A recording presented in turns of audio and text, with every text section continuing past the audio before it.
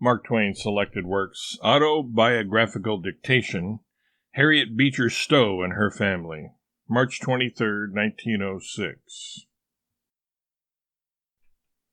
In a diary which Mrs. Clemens kept for a little while a great many years ago, I find various mentions of Mrs. Harriet Beecher Stowe, who was a near neighbor of ours in Hartford, with no fences between.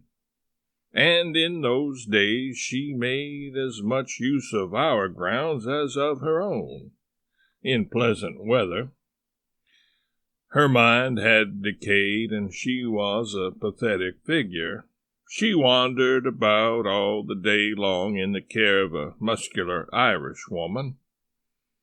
Among the colonists of our neighborhood, the doors always stood open in pleasant weather. Mrs. Stowe entered them at her own free will, and as she was always softly slippered and generally full of animal spirits, she was able to deal in surprises, and she liked to do it. She would slip up behind a person who was deep in dreams and musings and fetch a war-whoop that would jump that person out of his clothes. And she had other moods. Sometimes we would hear gentle music in the drawing-room, and would find her there at the piano singing ancient and melancholy songs with infinitely touching effect. Her husband, old Professor Stowe, was a picturesque figure. He wore a broad slouch hat. He was a large man and solemn. His beard was white and thick and hung far down on his breast. His nose was enlarged and broken up by a disease which made it look like a cauliflower.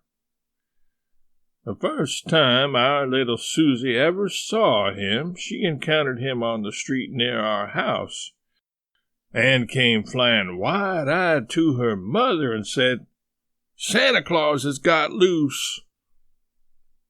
Which reminds me of Reverend Charlie Stowe's little boy. The little boy is 7 years. I met Reverend Charlie crossing his mother's grounds one morning, and he told me this little tale. He had been out to Chicago to attend a convention of Congregational clergymen, and had taken his little boy with him.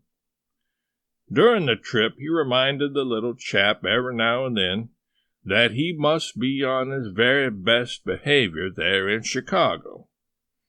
He said, "We shall be the guests of a clergyman. There will be other guests, clergymen and their wives, and you must be careful to let those people see by your walk and conversation that you are of a godly household. Be very careful about this." The admonition bore fruit. At the first breakfast which they ate in the Chicago clergyman's house, he heard his little son say in the meekest and most reverent way to the lady opposite him,